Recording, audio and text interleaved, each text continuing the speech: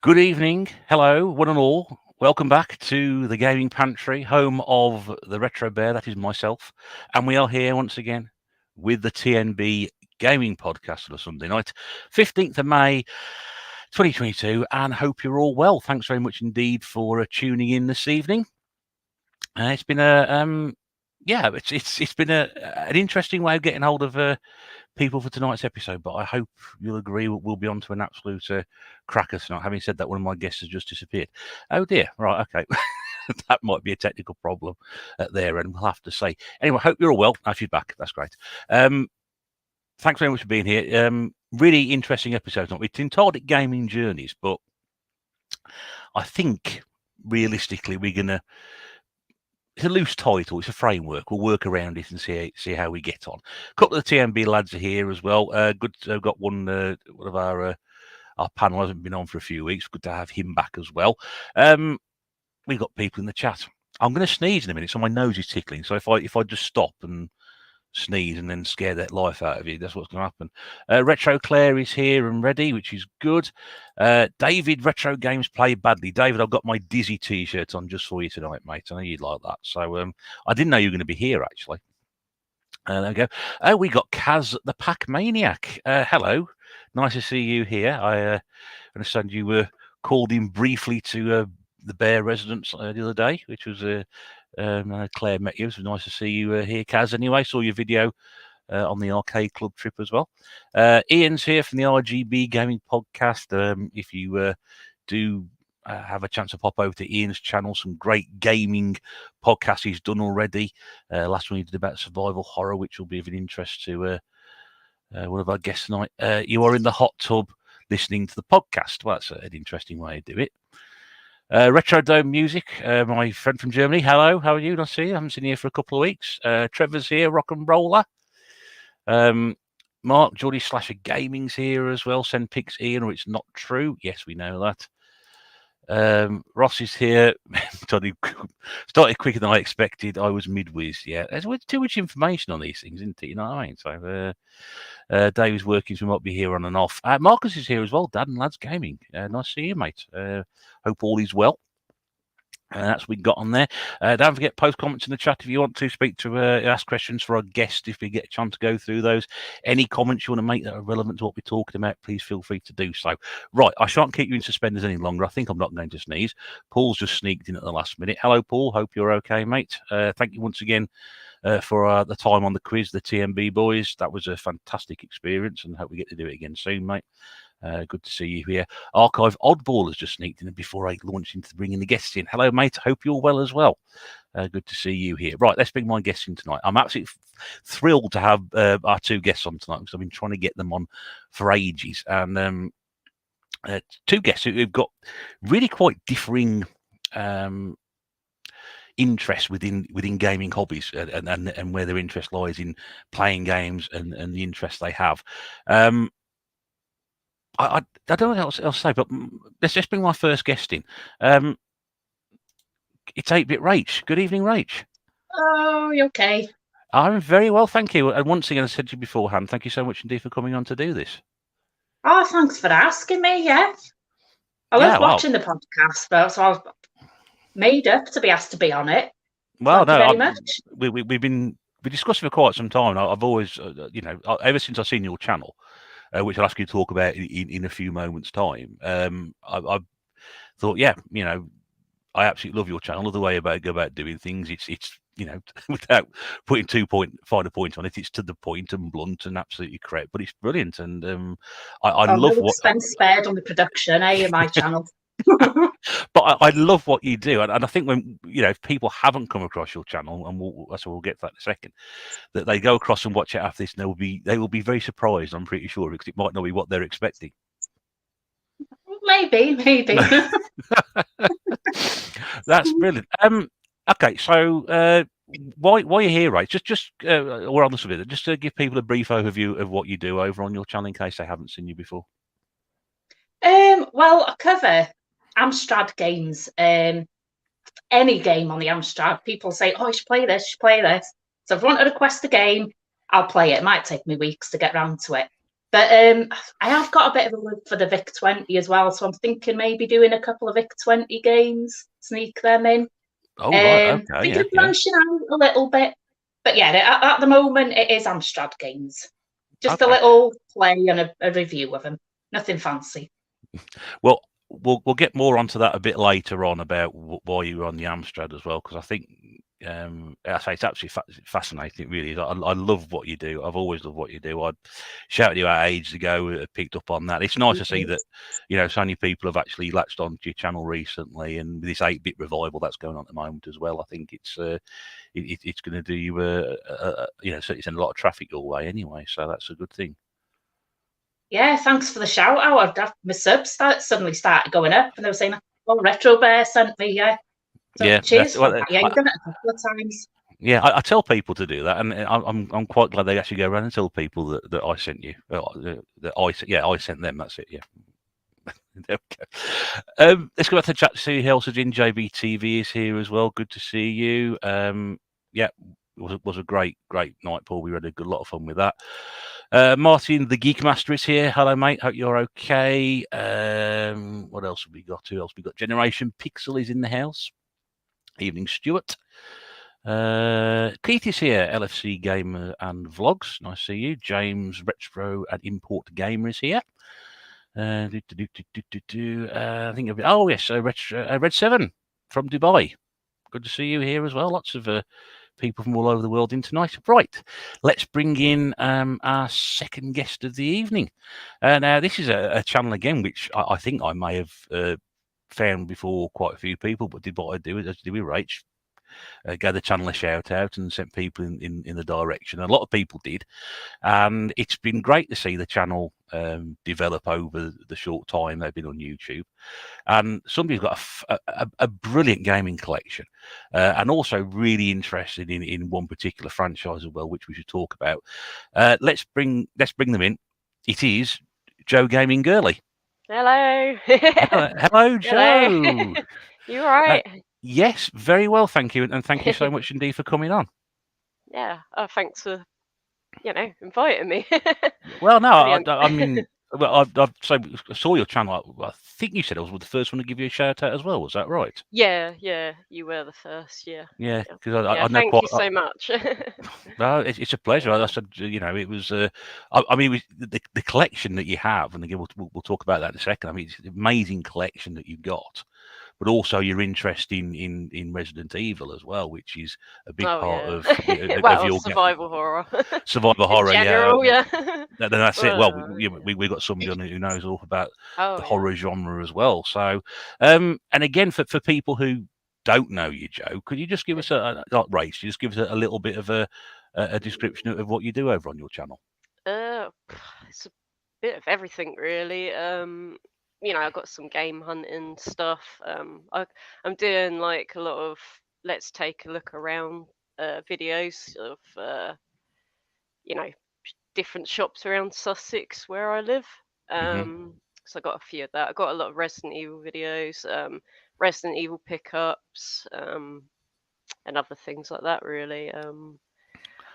Yeah, among other things, a bit of everything.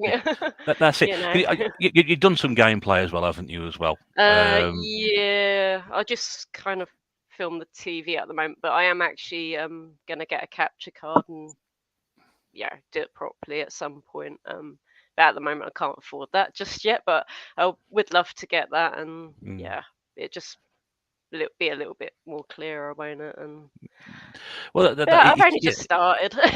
It's an expensive way, when you start really get into it, you don't realise that if you want to do things like gameplay and you have to invest in these things, don't you? A little bit. It can be a little costly. I got a nice new camera, and people have noticed because I was filming with just my mobile. But it's I just started, so we'll get there. I haven't got a clue what I'm doing. I shouldn't even be on YouTube. Honestly, mate. No idea. Everyone starts out the same. Yeah. Yeah, everyone starts out the same. I mean, I started out terrible videos. I still do terrible videos, but They're that's brilliant. else. And Rach, your videos are awesome. I just watched another one of yours today, so yeah, love it. Mine are like proper El Cheapo. Mine, honestly, I couldn't afford to do all the fancy stuff. I haven't got the time or the money, if I'm honest, or the patience. You're really entertaining, to be quite honest. So. You honestly, you both are. You really are great at what you do, and hopefully, if anybody, like I said, we keep saying anybody who hasn't seen your channel before, we'll make sure we get people over there and get the word out. Thank you. There's also a couple of people in there. Yeah, Ian says, "What? This is awesome." Ross, female takeover tonight. Slightly different angle, not the usual sausage fest we're used to. Well, okay. That's one way of doing it. Kaz says, "Yay, go females." The retro chef is here as well. Good evening, sir. Yep. Hello. And Ross says, "You don't need anything fancy for good content," and that's very, very important. You know, just as well, isn't it? Really, for me. I mean, most people just use a camera and some sort of microphone. You know, it's people use their phones and whatever. So anyway, right. If you give me a second, ladies, I'll bring in our other panelists. I don't want to leave them sitting there too long because they'll fall asleep otherwise. It's getting close to bedtime for one of them anyway. So let's welcome back someone who hasn't been on for a few weeks. It's good to have him back on. The man with the most famous hands on YouTube and the most famous backdrop on YouTube. It's great to have him back in once again. It is Rob. It is Gernaldinho Plays. Hello, mate. Howdy. Thumbs up. Are you right? Yeah, I'm good. You all right? Yes, I'm very well, thank you. Rob, Joe, Rach, if you don't know them, Joe, Rach, Rob. Oh, of course I do. Hello, Rob. And how have you been, mate, since we last spoke to you? Been all right? Yeah, same old, mate. You know, do the same stuff, make the same shit. All good. There you go. I just talked about content. It's one of those things, but you keep churning it out as well. We'll talk about. I know people want to update your gamer score because it's been a while since you've been on, so we'll talk about that very, very shortly, as we always do. Good to have you here, though, mate. It's nice to have you back. And let's bring in our final panelist of the evening. He's here every week, every episode. He loves it. We love having him here as well. The man with the biggest heart, the biggest personality, and the best laugh on YouTube. It is my good friend Shawn at Retro Games Revived. Evening, everybody. And biggest headphones as well, actually. Well, I don't know. I think Joe's pushing you a close second at the moment. Yeah, I've got a contender there. How are you, mate? Anyway, you all right? Yeah. Yes, I'm all good, mate. I'm all good. You're right. I am getting tired. Had a hectic day yesterday, which I'll probably speak about in a bit. But yeah, getting tired. I was going to say it was a long day. I do apologise for this lighting, but I ain't got. I can't find my ring light because we've been decorating. I just can't find it. It's in a box somewhere, but I'm not digging for a wall them at this time of night. So I might just disappear into darkness. You'll just go. As the night goes on, you'll just gradually just see your teeth for your laughing. It's fine. What else have we got? What have we got here? David, Retro Games Play Badly, says, I find Stella helps make better videos. Oh, yeah, there's somebody else with headphones on, Rob. Who's that? They're bigger than mine. Is that Shawn Lee? Shawn Lee, yeah. Oh, dear me. We're going to have some fun tonight, folks. We are going to have some fun. Pixel Plug is here. Nice to see you, mate. Good to see you. Chef says, love these two ladies' content. Always enjoy what you do. There you go. So thank you. Thank you. Retro Chef. David says Stella helps him make better videos. He's not. I wish I had a bit of a beer. I've only got like a cup of tea. But you're known for your cups. But you're known for your tea, aren't you, Joe? You're known for drinking cups of tea. Yeah, or a beer. or a beer, one of the two. There has been. Well, I've got my Guinness today. Oh, you got Guinness? Nice. Blimey. Yeah. I've put it in a glass. I thought I'm not drinking out of a can again. Nothing wrong with a can. I wouldn't bother normally. It's extra washing it, isn't it, at the end of the day? But Yeah.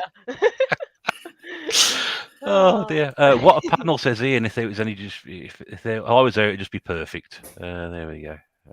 Simon's here. Ginger Hippie Gaming. Good to see you, mate. Nice to Evening, Simon. see you pop in. Hi, Shawn. Did you enjoy the Weatherstone's breakfast today? Hey, up, Cassie. Yes, I did. I did actually. It were nice, and that's all I had all day up to just before starting this podcast. And I've had a greasy kebab. So, yeah, healthy day breakfast then. were quite healthy compared to that. Good grief.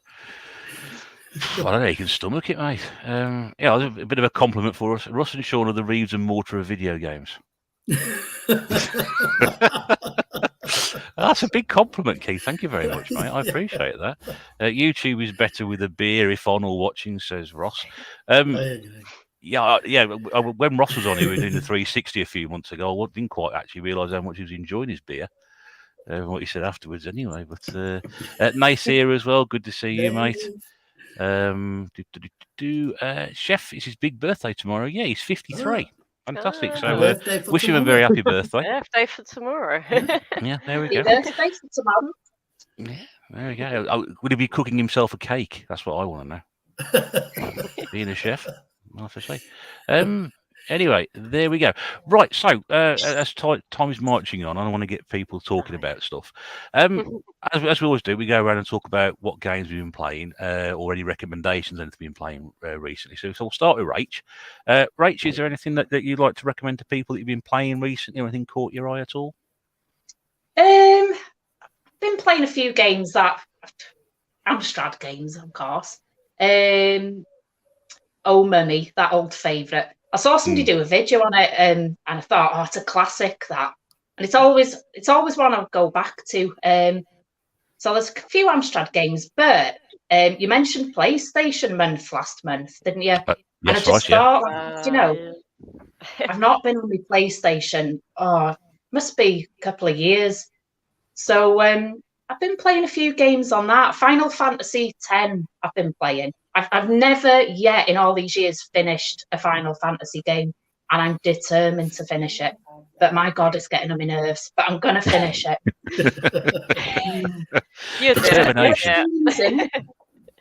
And it's like this one. I mean, Final Fantasy VIII, I loved that.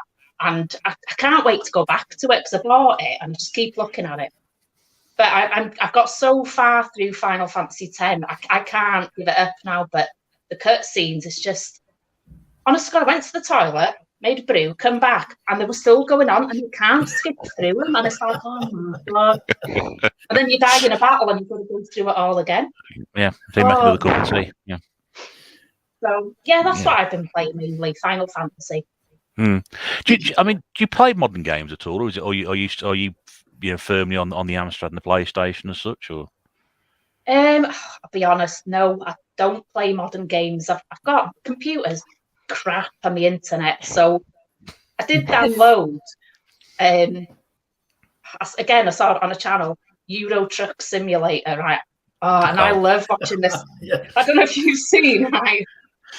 Real Generic Demon's channel, right? He does Euro Truck Simulator and Bus Simulator 18, and I love watching it. And I thought, I need to play this game, but I just can't get it started on my computer. Maybe it's just as well. Wow. It's saving me from myself, isn't it? Yeah, I've seen Christian run seen those videos on Christian's channel quite a lot, so he's always putting those up. And not a game that interests me, but yeah. You know what? I think some of these simulator games. Go on, Rich. I say, look, I didn't think it'd interest me. I'll be honest with you. I've got no interest in buses or trucks, but my God, I can't wait when the new video comes out. And they're like an hour long sometimes. So I spend 2 hours on a Sunday looking at somebody else pretending to drive a bus. There's so many simulator games, isn't there now? It's wow. I also think it's a guilty pleasure for a lot of people. I love Farming Simulator. As you said. Go on, Shawn, sorry. Yeah. No, just saying, but I mean, I have seen videos, Rach, of like, I don't know if it's the same guy, but somebody doing Bus Simulator and Truck Simulator. They're really enjoyable. Isn't there a goat simulator or something like that? There is a goat simulator. I think we talked about that briefly in the past, maybe. With either Oh, don't amongst tell me. ourselves or a guest. There's also a metal detecting simulator as well. Is it? Yeah, I was kind of a little bit interested in that because I like my history, and yeah, you just find like relics and stuff, and it gives you a little bit of information. But I noticed that a lot of people keep finding just musket balls all the time. It's not exactly exciting. So, Well, I get my internet sorted. Yeah, no gold or anything. But they haven't quite found the mother lode yet, I think is what we were. that's what happens in real life, though. You don't really find gold all the time. So that's it. just buttons and musket balls. That's it, and bottle caps and all sorts of caps. We got Stu's retro reviews here as well. Nath wants to know why you've picked the worst one. I think he means the Amstrad. Rach. I don't know much about I don't know much about Amstrad, the Rach. So I like watching your videos. I love it. Yeah, I love it. It's got a bad reputation, and to be fair, it did have a lot of Spectrum ports and things, but like the later homebrew games, it sort of shows more what it was capable of, and it was a shame it wasn't sort of taken advantage of, back in the day. But yeah, it's interesting. We've got also Stuart says never finished a Final Fantasy and he's on sub to you, Rach. Si's never played a Final Fantasy game, never probably will. I'm in the same camp. I've never actually really played them at all, apart from the very first one of the NES. Keith says Final Fantasy VII is the only Final Fantasy game he's completed, and he's done so several times. My second favourite game of all time. Ian's played one Final Fantasy game. One disc was running up a flight of stairs for 4 hours. Yeah. Okay. Yeah, Martin mentions Goat Simulator, which Joe just touched on there as well. So many different types of Final Fantasy games as we want to suit all. Cooper's World is here. Good to see you, Steve, mate. Nice to see you in. Where else we got down here? James says, fancy trying farming and the bee simulator. I know Generation Pixel's got bee simulator recently. What's Keith said? What next? Water simulator, possibly. We would ant simulator as well. There's power wash simulator, cooking simulator, thief simulator, and so many more. Going for Welsh people, sheep worrying simulator, car mechanic simulator. There's a lot of simulations going on tonight. Well, Codemaster games were, weren't they? Everything was a simulator back then. Ski simulator, BMX simulator. They were big games when we were younger. PC building simulator is the nerdiest I've played. Good grief. Wow. And Paul says sounds like a bunch of Codemaster games, which it does. So there we go. Okay, thanks for that, Rach. We'll move on to Joe. Joe, anything that you'd like to recommend you've been playing recently at all? Yeah, Judgment on the PS4. Mm-hmm. Oh, I'm literally right on the end. But yeah, that's been absolutely brilliant game. And you don't have to play any of the Yakuza games to.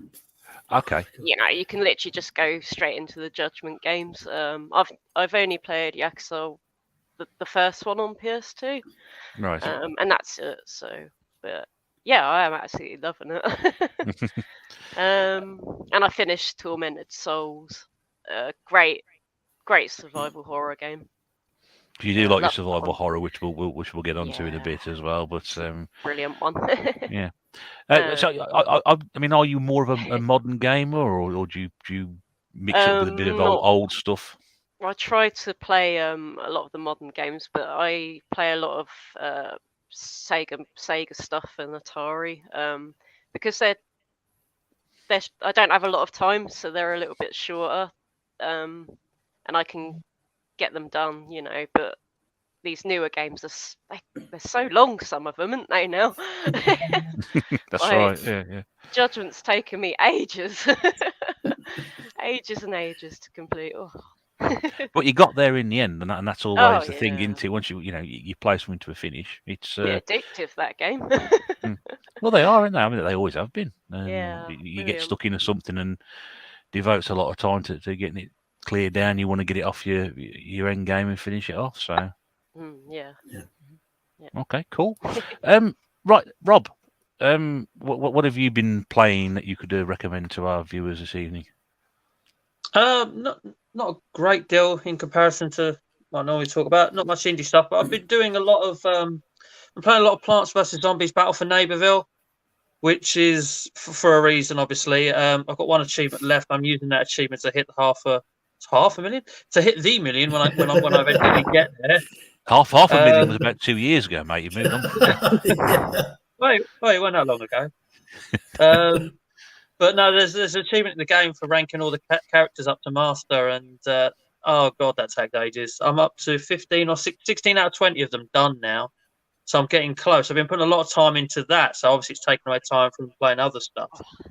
I mean, it's a good little game. It's fun. I mean, but there's only so much you can take sort of in one session at a time. But now, apart from that, I've started playing this Formula One in specifically.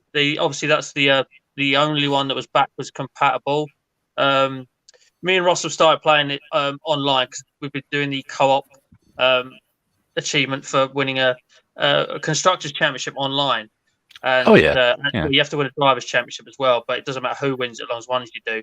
So we've been doing that, but I've also actually started playing in the career mode as well. And I have to say, it took a little bit getting used to compared to the previous Formula One games, and I'm talking 360 here, because I don't know how else to explain it, but the handling of the car, the R seems to swing a bit. The camera normally stays with the back of your car, but it kind of doesn't, and you see the arse of the car swinging around a bit, and it's to start with, it's if you've been playing the other ones before it, which I have been, I've been doing a lot of online boosted Formula One, Ross, 2015 and 17, we finished the online stuff, but we've started on this one. So if you jump from one to another, it's quite noticeable actually. But no, it's still very good. Still very good. I'm still enjoying it actually. As I said, I've started a career on my own in the main story, whatever you want to call it, as well, and things like that. But Ross agrees. You used to be playing a lot of PlayStation, a lot of Formula One there, mate. I have played a lot of Formula One. I mean, I did play some other stuff as well, but not enough to really stick some time into. But to finish on, can I sound just a little bit like Shawn? Just a little bit like Shawn. Go on then. Well, you two actually know I've been playing COD. Yes. Yeah. Get in there, Rob. You know what?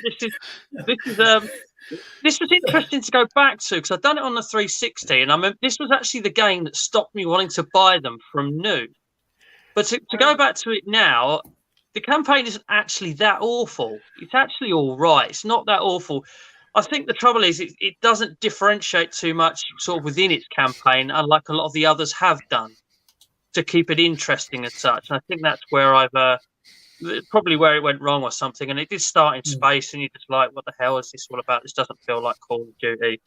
But I wanted to do the veteran campaign on this again for achievements, basically, do a veteran campaign run through on that. And I've got quite a few stages in, but I haven't finished it yet. And you guys saw it because I streamed on Twitch for the very first time. Yeah, it even made me sign up for Twitch as well. That's something else. Something modern. It's something I hope to do forward, so we'll get a shameless plug in there, and it's quite easy to find me because it's Gernaldinho_plays, and obviously the look symbol is the same as my channel. You know, the two hands like this with Gernaldinho plays across it. That's the one. So not too difficult to find. So if you want to ever watch me swear a lot, because as you know what, that was meant to be a test stream. Obviously, with many things I was trying to do, I was asking questions about what was happening. You know, achievements popping up that. And one was to try and not swear so much, and it's literally every other line, wasn't it? I can't help it. I'm just a naturally sweary person. You're in good company because Rachel's exactly the same. So, I do try to be good for this, and I realise I already said shit once, so I make that twice now. But you know, give us a game and score update, mate, for anybody who hasn't kept up with your channel recently. There we go. Even written down graphics. 950,645. Wow. We're nearly there, mate. We're nearly there. Yeah, it's creeping up. I was going to say, when I get that Plants vs Zombies achievement set up, I can start smashing out a load of other stuff because I don't want to get too near it because then I'll pass it before I've got that achievement set up. Once that achievement's set up, we'll be good to go. We'll smash it out. Probably stream that on the moment of that happening on YouTube when it happens. I don't know about and Twitch as well because that's setting up two things at once, and I ain't that technically minded. So Nor am I. so It's all right. we'll stay a bit faithful to YouTube and the fact I started the journey from 250,000 and literally spoke about everything I've played since. That's right. And every bit of game score I've got since by actually doing it on YouTube. So actually, you've got me and Shawn streaming on PlayStation 4. You know, it's a thing, though, isn't it? Oh, no, we have because obviously you're using Twitch. I mean, we're using. Yeah. We're still using YouTube, but we started the stream stuff now as well, gameplay. Yeah. That's cool. To be honest with you, Joe, it's dead easy. Just press the share button and technically you're off. even me and Sean can do that with our combined. To be honest with you, I probably find it hard. I'm like, how do you do this? I was kind of panicking about this. Sorry, Rob. Yeah. I was going to say, I only use Twitch now because Xbox have made it easy. Because obviously they used to have Mixer, didn't they? Which was cut the buttons pressed and then folded. And then they had nothing for a while. And then they basically listened to their audience. And they've made it literally so streaming on Twitch is a piece of piss. Oh, that's good. It's all there for you. Cut the presses and you're away. Do you think you can get the Amstrad to stream, Rach? Or? That'd be brilliant. Yes or not? Well, you should be able. I mean, I would have thought you should be able to. I think you use something like OBS, I'm guessing. Yeah, it'll be way, won't there? Probably could, but with my internet, bloody hell. Oh, he was going to say I'm filming on the phone now. What else we got? Martin the Hobby Lodge is here. Good evening, sir. Nice to see you. Nay says Plants vs. Rollercore would be a great game. Where's that? What you got here? Arswing car twerking achievement, Rob. I think that's Keith says 4197 on the PlayStation 1 was best. That was a really good game, that was. Always the original on the PlayStation for me.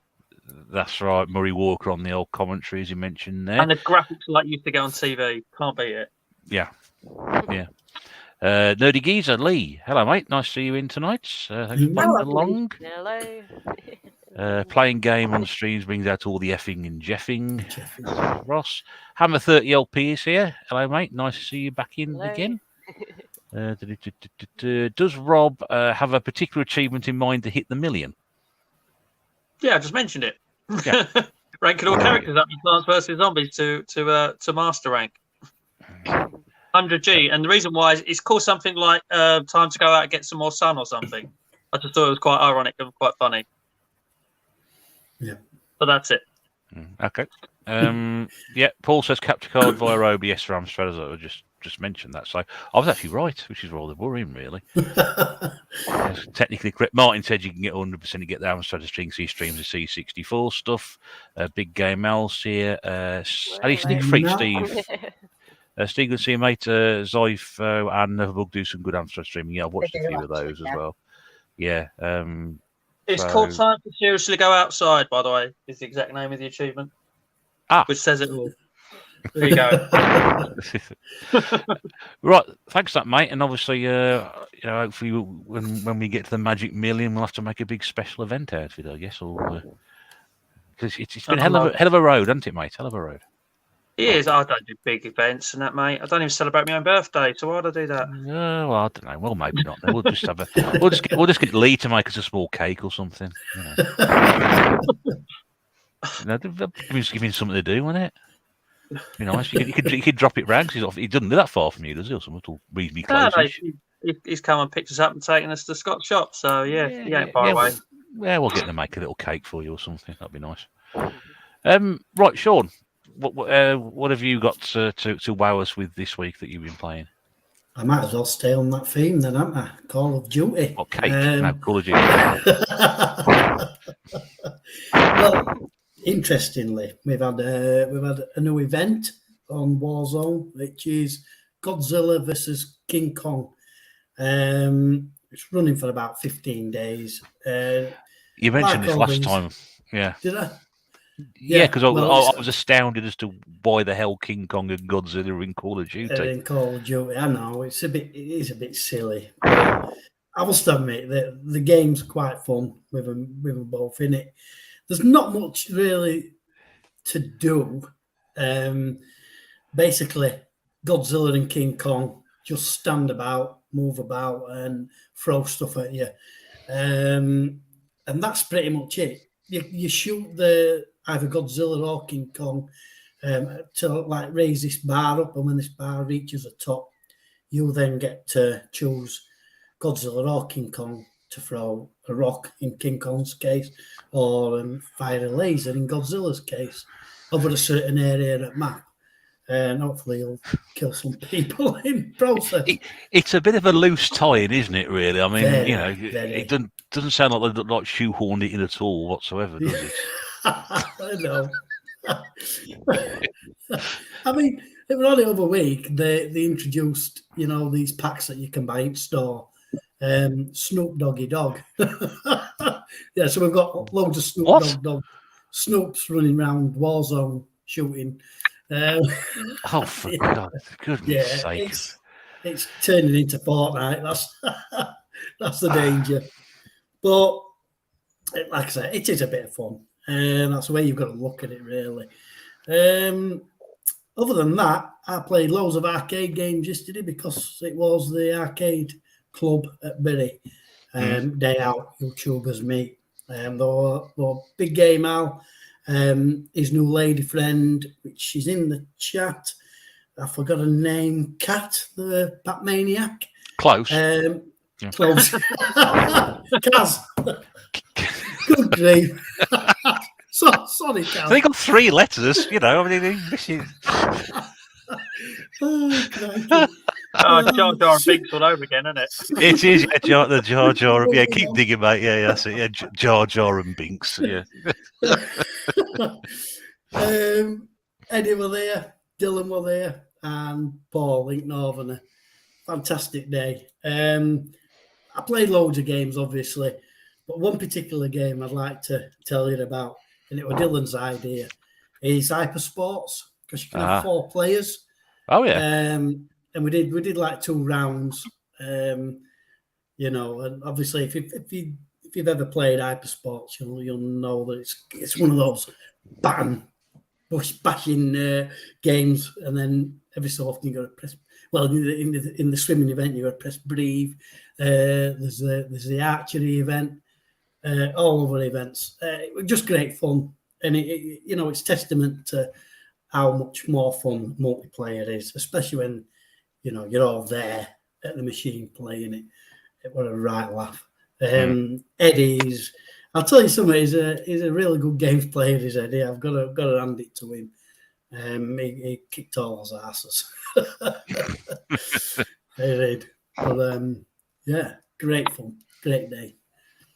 I've got a video coming up about it. I've just filmed it today, so I'm going to try and get that edited tonight after this and uploaded. No, we should we'll have a look at that one. Yeah. Have you been to any arcade clubs, Rachel? I've been to the arcade club in Bury, probably last October. Do you know, I didn't even know it existed until I think I saw it on somebody's video, and I thought, why did I not know about that? But I mean, I wasn't a big arcader as a kid, do you know what I mean? But I had a great time. I think I went there. I think it opens at 11. I was there, and then I left it at 8 o'clock. Oh my god, the next day I couldn't move the stems. I was looking around there. It's like they were like sweeping me out the door. But I thought, I got my menus there for camera. It's like I was thinking, I'll go home in a minute, get my tram and everything. But then, on your way out, you're passing all these machines that you couldn't go on because there was somebody on. You're like, oh, that's free now. Just have a quick go on that. And half an hour later, it's like, oh my god. And I got lost getting home. Yeah, it was a great night. Wow. What about you, Joe? Is there anything it is. Have you got anything down that way, your way at all, Joe? Yeah, actually, we're lucky down in Sussex because we've got a lot of arcades. We've got Brighton Pier and like all the seafront arcades. there's like some in Southampton. I haven't been to it yet, but I'm hoping to find it. I think I know whereabouts it is, but yeah, it's this huge place with loads of arcade machines in there, and yeah, I can't wait to go down there and film that. Really, yeah, I love my arcades. You know, I really do. Yeah. Especially where a lot of us got our start. I mean, Rob especially. Yeah. I mean, for you, that was your first experience, wasn't it, Rob? I know we talked about it on Desert Island Games and previous things that we've done, but that was, where you got into games first of all, wasn't it? Really? Yeah, it was exactly what got me into gaming. Pretty much just walking into an arcade as a kid for the very first time. As I always say, it was Rampage that drew my eye. Little destructive little so and so that I was. And the fact you could be a monster and smash things up was just looked great, and that was it. I was hooked. Got me trying other stuff, and here I am today, basically. And still loving it. Still, I was going to say, I've always been an arcade. My preferences of games just so that Stu can unsub to me too. Never played Final Fantasy. I'm not really into that. I'm very much the pick up and play sort of person. When just fighting games and things like that, you can just pick it up, play it. It's fine. Brilliant. It doesn't really take too much. I love Virtual Fighter.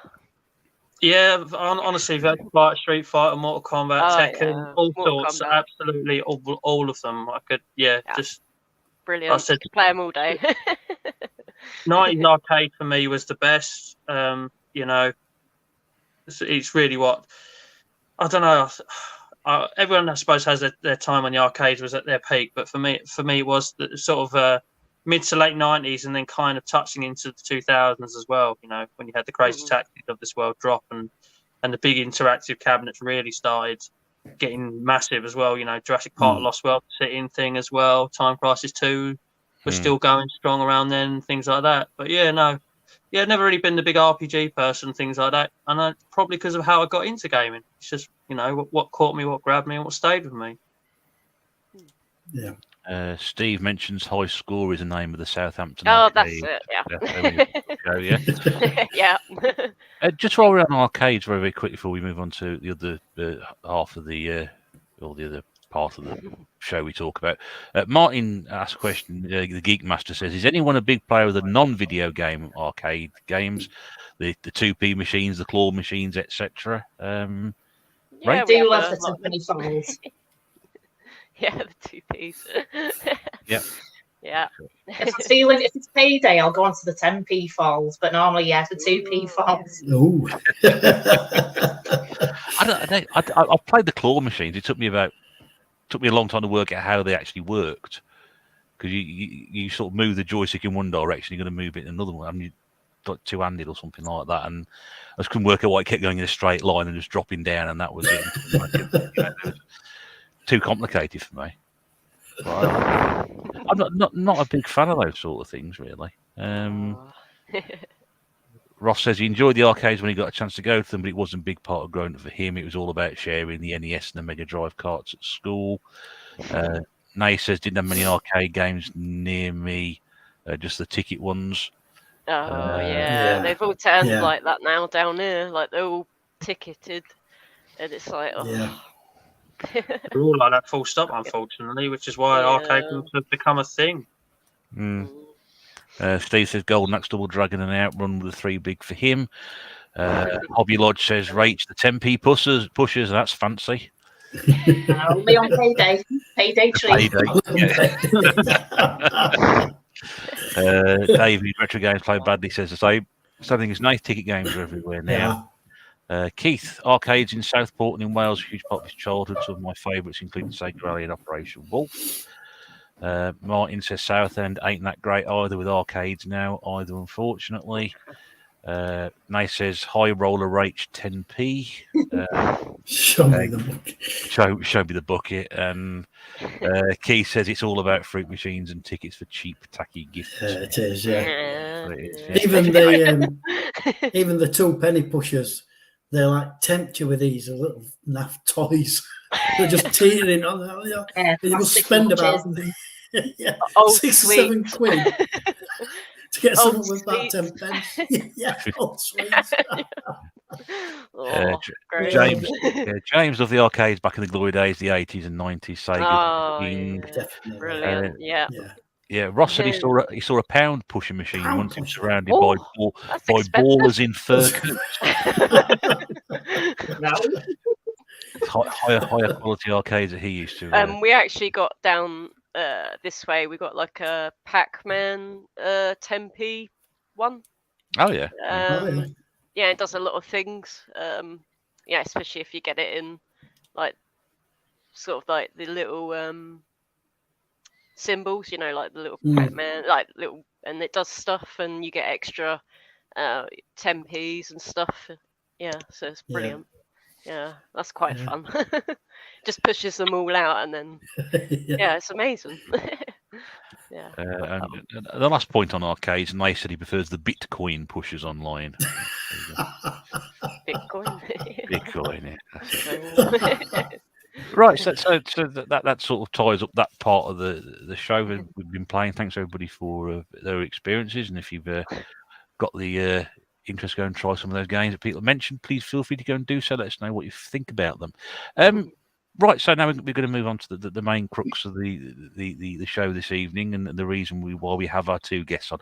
Like I said at the start, it's very been loosely titled Gaming Journeys, but I think it's more of a loose framework that I want to talk about, because obviously we have two ladies with us tonight, and gaming has its stereotypical sort of view that it's very much people like me who look like me in rooms like I sit now playing games, which isn't exactly the sort of thing, but games are for everybody. And as we got Joe and Rachel, what I'd like to do is sort of ask them to sort of take us through a little bit, not the entire journey, a little bit of their journey, what got them into games and why they're so fascinated in the games, but also the games they do. As you may have already understood, Rach is very much an Amstrad aficionado, and more of the games from back in the day, where Joe plays a mixture of modern games and the retro stuff, but also has a real interest in the survival horror. Now, regular viewers will know that Shawn very much enjoys his 8-bit, which is something else. Rob's, again, although he plays a full range, very much more playing the more modern games, but also he has an interest in horror, which is correct, isn't it, mate? I'm more into movies when it comes to horror, but yeah. Yeah. It's reasonably linked genre, I suppose. I say reasonably linked anyway. I'm basically this generation of 360 is what Yeah, yeah. It's not quite modern. It's not quite retro. Let's not start that argument, but generation. Yes, is my preferred choice. It's a link as tenuous as I can make it. Sorry, so let's start with Ray. So, firstly, what got you, your first attraction to games that got you into it in the first place? Well, to be honest, I've just always had computers at home. I had an older brother. He's 7 years older than me. So I think my dad loved his gadgets and that. So I think he had a computer sort of more for my brother. And first computer was a VIC-20, and I loved it. But it was on, like one of those really shitty portable tellies with a wire aerial. We had to adjust about 10 buttons to get a picture. So, but despite all that, I absolutely loved it. And then one Christmas, I'm assuming it was 1984, because that's when the Amstrad came out, we got that. And people slag off the green screen, but when you've played a VIC-20 on a black and white telly, a green screen, it's like, bloody hell, it's like psychedelic, do you know what I mean? Blows your mind. So, yeah, oh God, I loved it. And I've got a sister, she never really bothered with it. My brother played with the Amstrad for a bit. Oh, I loved it. I just spent all my spare time on it.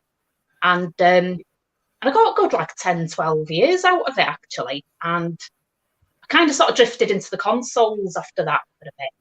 But yeah, the Amstrad, I love it. I had, back in the day, about 200 games for it. Because I didn't know anyone else who had an Amstrad. I didn't sell or swap any of them. So, yeah, spent all my pocket money on those games. So you given the situation at the time, was obviously the high piracy that was going on there, where people were swapping copies and things around the schoolyard, and everybody knew a mate or a bloke down the road who'd do a load of games for £1 or whatever. You were actually buying the games yourself physically with your pocket money. I was, yeah. I was gutted. It was like, I was like about 14 when I realised that like taping it was a thing. I was like, is this a joke? Come off it. Do you know what I mean? Like, literally, I could think of 3 people that had computers. My friend got an Amstrad a few years after me, but she was just as thick when it came to computers. And I had someone in school that had a Commodore 64, and that's literally all that I can think of. So I didn't even know all this, but it's like, what the hell? But I think that's where my love now of buying the original games comes from, because you've got, like, you know, all the artwork. I just love opening the cases and reading them. I don't know. Maybe I need to get a life. Yeah, no, I agree. I think it's much better to have the actual original ones back then. When I got my Amiga and stuff, I was copying games left, right, and centre. Don't get me wrong, but I did buy an awful lot on my own. I mean, just bringing you in there, Shawn. I mean, did you buy a lot of games with your 8-bit, or were you sort of copying a lot of stuff at the time? Yeah, copying was massive, and it had to be, because I think at the time I only had like £2 a week pocket money, which obviously were enough for the budget labels, Mastertronic and Firebird and stuff like that. But as you know, as we know, budget games usually mean rubbish games most of the time.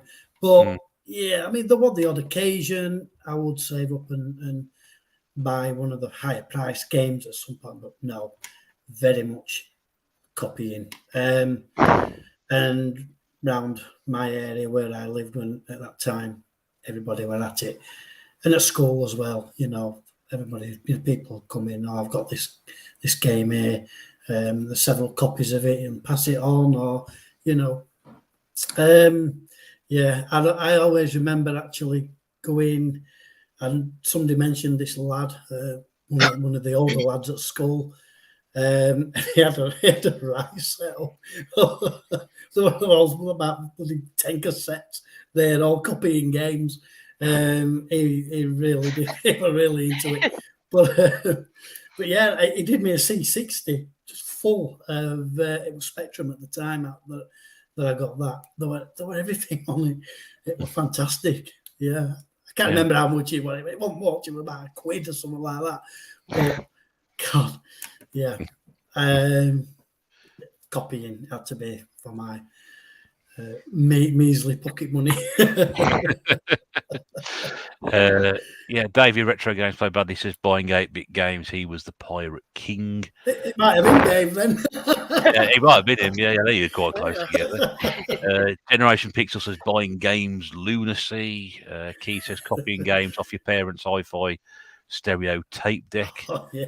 God, that's what he used to do back then. Davey had a twin cassette ghetto blaster. It never started. I appreciate a lot of these words are people which may not understand what they're on about now. So a ghetto blaster. Yeah, Lee says, and Eddie Geezer says we all did it. Yeah. James says the twin cassette deck was the mobile phone essential item needed in the 1980s. Yeah. So there we go. Nate, could you just post that other link as well, mate, if you're still there? Because I think you put the two together and now you split the other one up. Rob's just gone. Not him. I'll be back in a second. I'll come to that. Okay. So the same question to you then, Joe. What got you interested in games? To the sort of hobby that you're part of now.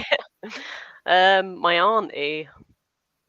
Yeah. All right. Yeah. Yeah. She had a Mega Drive. And the PlayStation 1 was about to come out, and she wanted that, and we got her Mega Drive. And it was a shared present. Me and my brother. We was always round my aunties. She was the cool auntie, you know.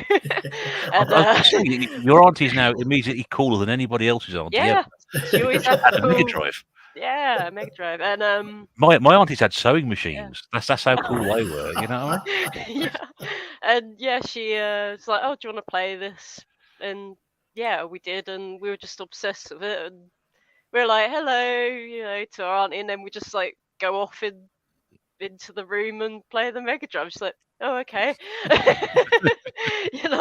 and then one Christmas, we got it, and we were like, "Oh my God, is this our auntie's?" And my parents were like, "Yeah, we got it. We bought it off her," and we're like, "Yeah, it's the best present ever."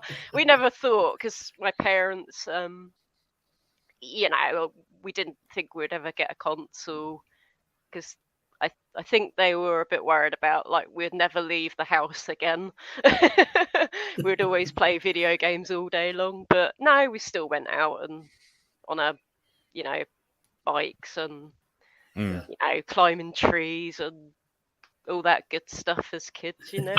But yeah, I just got obsessed with Mega Drive, and I've been collecting it ever since, and that's why I have a pretty large Mega Drive collection. You got a very good Mega Drive collection. Yeah, I've been collecting it for a long time. So if I don't have it right now, I've probably had it in the past. But it's just not my sort of thing, so I've moved on. But I've probably had every single game now. I would have thought, apart from the really great ones. That's okay. You do quite a lot of that. You have done recently. I've noticed on your videos. You pulled stuff out of your collection, saying, "Well, I want to go and get this." So you then move on parts of your collection that you don't want to play anymore. Because I said you have to do videos. I went, "Blimey, if I knew he was selling that lot, I'd have made you an offer for some of those things." It would have been much, because I'm a cheap. Yeah, I got quite a bit for that. So but yeah, I've got, like, I know that the games that mean a lot are the ones that I've had since a kid and a teenager. Like, they would never go. But there's stuff that's come into my collection that is, newish, and they're just games I felt like trying out, but they just weren't my thing. And yeah, I just got the new cabinets, and I thought, I'm gonna go through everything, and yeah, I couldn't believe how much stuff I actually, I'm not gonna play this again, so I just I moved it on, and I got better things out of it. Like, I got myself the Switch. I've got I put it towards a mint box Mega Drive 2, because that was the first ever console I ever had. I saw that. So I had to, because I do have a Mega Drive 2, but it's unboxed, and I was trying to find the one that we had as a kid. And I found it, and it was super mint. I think it was minter than the one we had back in the day, actually. So yeah, brilliant. And my at least it might be a smaller collection, but it's full of stuff you want, isn't it? Oh yeah. I just, I don't have a lot of room anyway, but I just, even if I do eventually get a game room, I don't think I want a large collection. I don't know. It's not for me. Yeah. You're different to a lot of us, because a lot of us tend to accumulate stuff. Well, we're all different, aren't we? So it's up to people what they want to do and what they want. Everyone's collection is very different for one another's, really. But I know what I want. I know what I want when it comes to the collecting things. So. I've a couple of people comment on it. Ross says the chopping and changing is something you used to do, but started to regret it. Keith says the first console he had was a Mega Drive, which his parents bought from a neighbour because they couldn't afford a PS1 at the time. Wow. Jen Pixel touched on that, the good old days when your old machine got passed down, and now you just hoards them all. David says personally he never parts with anything. In fact, he's getting buried with it all. Yeah. Well, that's something I don't want to happen. There was one point where that did happen. Like, I was fixing consoles, so I would, you used to get consoles for like nothing back in the day. Like, we used to come home with boxes and boxes, and my parents would be like, "What have you brought now?" And it's like, and a lot of it didn't work, or we need to put other like wires and controllers. We completed them and moved them on. So yeah, I loved fixing them back in the day, and and they're proper filthy on the outside and in. They were horrible. I remember one of the, I think it was was it a SNES or a NES? I can't remember now. But yeah, there was a load of spiders in it. And I don't like spiders. So I'm weird on that one of them was alive. I was like, oh my God. I have no idea how that was alive, but okay. Stu's retro review says he's definitely a hoarder as well. Ross says buried with all his stuff isn't too bad. I'm worried about being buried under it. Stu's retro review says the missus is always telling me to get rid of all that crap. Broseb's here as well. Good evening, mate. Hope you're okay, pal. Nice to see you here again. James Import Gamer says the Mega Drive was and still is an amazing console. The whole generation has aged better than any other, I think. It's my favourite console. Yeah, definitely. Rob, on the subject of that, collections and things, obviously you're going for a 360 set. What's your plans when you get there? Are you going to keep it and are you going to move it on, or do you look at parts of your collection that you think, well, maybe if I'm focusing on buying, complete the Mega Drive, the Xbox set, do I need to, get anything else or? No, I think once I've got there, it's just a case of that's it. I mean, it's just I'll be one of those that literally just buys what he wants to play. He obviously, I've always said that the 360. I'm only full set in the 360 because I want to get achievement out of every game possible. So buying every game actually has a meaning to me, no matter how bad it is, no how Hannah Montana it may be. I will actually play it at some point. And the funny thing is, I have played and finished 1000G the Hannah Montana game, so I do it. You would up on me because I haven't touched that one yet, or the other one. I tell you, it's surprisingly not awful. That's the worst thing about it. Really? I think it sounds all right. I think it, it's full of mini games, and some of them are actually quite fun. Yes. So it's the stigma of buying it in the first place. So that's it. You got to go buy this game. This basically, if you rethemed it, it'd be fine, perfect. But it is what it is. But no. Everyone knows the 360 is my main passion when it comes to a console. So it's even when I've got all the games and I'm trying to get games score out of all of them, it's not something I ever want to get rid of. But everything else for me is buy and play and keep if it's got some replayability, and if it hasn't, just move it on in some manner. Obviously, I decided to go for the full PS1 Platinum set a while ago, and then I decided that do you know what? Like, I don't like Final Fantasy, so I'm not going to play it ever. There we go. Throw it in there twice. Double or nice to do. So what's the point in buying them? I slimmed it down to stuff I'm not going to play. I'm never going to intentionally play. Basically, no desire to even try. I'm not even in a Metal Gear Solid either. I just don't do stealth games. Nor do I. I'm not good at them. 2 minutes in, I'm like, this is boring, and just go out all guns blazing. I think, yeah, let's mess shit up, So, but no, it's just I'm going for the one set which has meaning, and the rest I'll love. The only other games I probably wouldn't move on is Game Gear because I do love my Game Gear. But even with that, I'm probably not going to buy all the sports titles on it. There's an American football game and some serious golf games, and I'm thinking I'm not buying those. Oh no! But putt and putt is the bollocks. I love it. It's a cracking little game. I've got Madden and Ernie Els Golf for the Game Gear, which I inherited when I bought a Game Gear off a guy who was selling it. And leaderboard as well. But yeah, I couldn't buy. I know Game Gear is what you started with, wasn't it? So that's your other console that's got.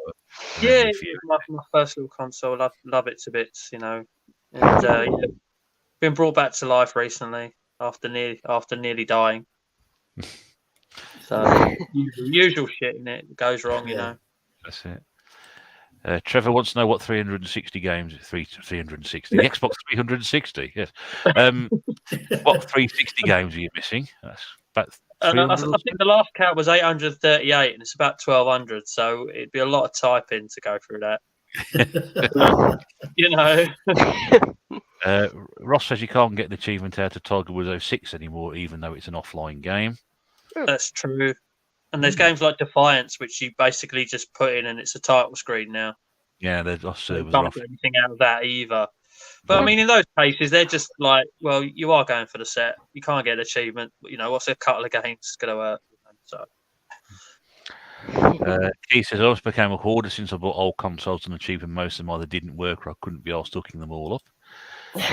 My main passion has been the PlayStation 1. For me, it's the greatest console in the history of human Oh civilization. yeah, brilliant console. But he's now getting into collecting for the C64, most of the stuff on tape, being playing a lot of Whizball. It's pretty much video game heroin. Yeah. Good for you. Good for you. Yeah, Whizball's a weird old game, that one. Yeah. But it's so original when you actually get around to doing it. So going round full circle, right back to you. My next question for you would be, what got you interested in starting doing YouTube? Well, to be honest, like I said, I loved my Amstrad, and I was just on YouTube, and I thought, oh, wondered if I can find, any videos of the old games and that. There's loads, and there loads. And somebody told me about an emulator thing. Like I said, I'm thick with computers, so I was like, what do you mean, an emulator? And then I found out what it was, and it was like, oh my god, I've like literally got every Amstrad game at my fingertips here. I could play all the old games from my childhood. And so I just used to like mess about playing all the games and that. And I used to go on a live stream, and this fella said, oh, you should do the videos. You should do like a review of Amstrad games. But it's like, well, I don't really, I wasn't really interested, to be honest. But he said it a couple of times, so I just put up, a couple of videos. I think the first couple was Roland in the Caves and Joe Blade or something like that. And I just got into it like that. I enjoyed it. And I'm only a small channel, but I quite like that I can reply to everybody that comments. Do you know what I mean? You get your odd idiot, of course you do, but most people are dead nice, and they're like, oh god, I remember this game, and I just like the interaction, really. So yeah, it was. I mean, I get like one video out every about 6 weeks, don't I? But yeah, but I mean, it's the fact that you thought, I'll give this a go. It just goes to show, doesn't it? If you just, for people who are sitting there thinking exactly the same thing, well, I should have a go at that. And I think we're all probably in the same boat, really, just to see what happens and try it. And you have a unique style, put it that way. Yeah. Thank God for that. Thank God there's not another me out there. But it's like I said at the start, it's the last thing you expect when you turned it on. We did a couple of weeks that you played Cybernoid, I think it was. Oh yeah. I you're just talking about the game, and all of a sudden you died, and you just went, oh, That's brilliant. Yeah, absolutely fantastic. It really is. So, die a lot in games. But yeah, I'd say anybody that wants to like, because I don't think I'd, enjoy doing YouTube. If you're thinking about doing it, just do it. Do you know what I mean? Yeah. It's gonna die if you put out a video. Do you know what I mean? The thing is, Rach, you doing these gaming videos, there'll be other people who'll think exactly like you thought. Oh, I wonder if there's a certain, a particular game that I used to like when I was a kid, and they might come across it on your channel. So you're putting back into what you originally wanted as well. So yeah, it's a good thing. That's it. There have been a few games, like sometimes they'll show the cover and I'm thinking, oh my god, I had that game, but I can't remember the game. I just remember the cover. Yeah. So you don't get that with piracy, do you? But they play the game and I think, oh yeah, it's a shit game. That's why I don't remember the game. But yeah. Oh, if you haven't got Rachel's channel, by the way, I'll just put a link there at the bottom. Nath, darling, if you're still there, could you put Joe's in as well, please, mate? Because I can't copy and paste your one from earlier. We'll get Joe's up as well. Rob just dropped off again. That's all right. But yeah, if you haven't seen Rachel, a link's on the screen at the moment, and please do go across and check her out. You'll see what it's all about. So, same question to you then, Joe. What got you interested in starting a YouTube channel? Well, I was on Instagram, and I'm quite a creative person. I make a lot of jewelry, drawings, I'm quite creative. And my brother, he's got his channel, which he's been doing for a long time now. And some videos, by the way. I came across his channel quite a few years back when I first started. You mentioned the name now. Yeah, that's a few people have checked it out, so that's brilliant of them. Mm. But yeah, we did the iToy videos together. Yeah. And we filmed everything, and my brother looks at me and goes, and I'm like, what? And he's like, we're gonna have to do it again because there's no sound. And I'm like, oh. Yeah. So I got to see what it's like, behind the scenes, because I don't think everyone, sees that, what you do as a YouTuber. And it was interesting, and I was umming and ahhing about it, like, I'm creative. Maybe I should do a crafting channel, but I was just like, but I don't have, I would love to sort of talk to others about gaming stuff.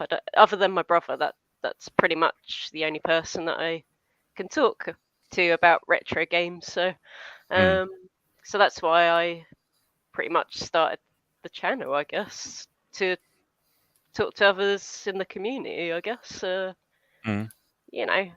Yeah. Exactly. Yeah, pretty much. Yeah. So everybody says it's a good way of interacting with like-minded people. Yeah. And everyone's been rather nice, so yeah, wasn't expecting any of that. So, yeah. It's the community spirit, isn't it? Wasn't expecting any shout outs. I was just like, I'll be a tiny channel, and that's fine. I really like being a small channel, to be quite honest. Like you, Rach,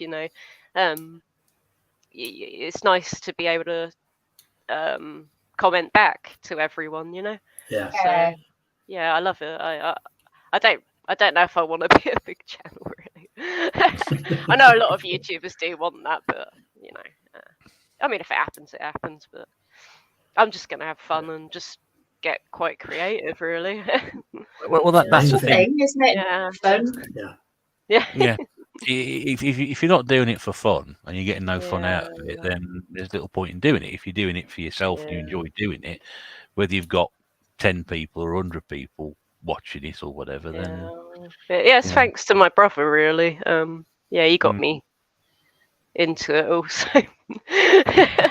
And he's always giving me tips. He's like, oh, Joe, he's like, he knows all the technical stuff, and he's much better at editing than me. I mean, I still don't know what I'm doing, to be honest. It's just, it's not perfect, but I'm just like, whatever. It don't matter. It don't matter. I'm having fun, to be honest. There we go.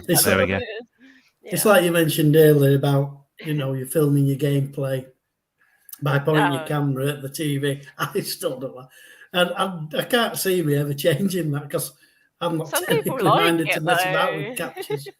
I like that rawness anyway. But a lot of people like that, so that's nice that they told me that. So right, just going to dip back to the comments for a moment. David mentioned he loves Whizball. Keith said some of the time I load Whizball up just the music alone. Yeah, well, that's Commodore 64 music, fantastic. Nice. Notice you've got a cat on you over your right shoulder, Rach. Rach cat. No, I can't. Where is it? That's it. There he is up there. Yeah, there he is. Dave's only played the speculative version. Cybernoid is sadistic. Yeah, yes. Yeah. Had a demo of Cybernoid back in the day. Couldn't manage to even complete that. Nice says, Joe, your brother's game room is awesome. Tell him to reply to my comment. Yeah. You know what the song he had on was.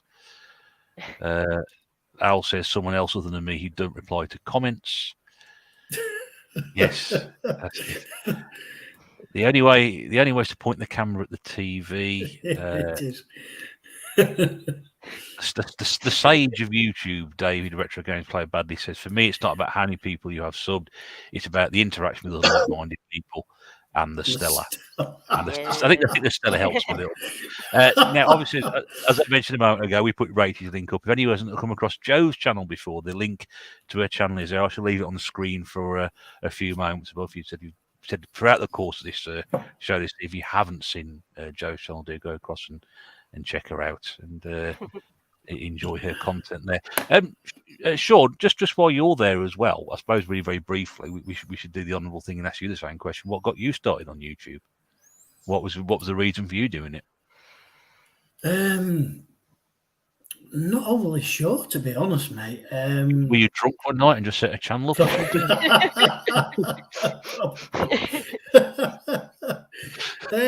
I must have been looking for a specific game or something like that, and maybe I've come across a video which has featured it, and then it's always that.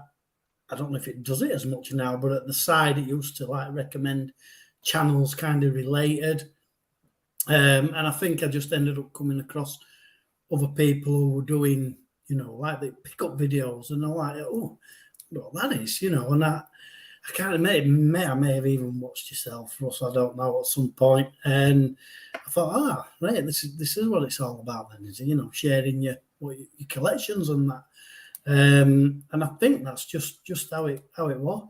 I got quite a few bits that I wanted to show off. I think one of my first videos was my joystick collection, wasn't it?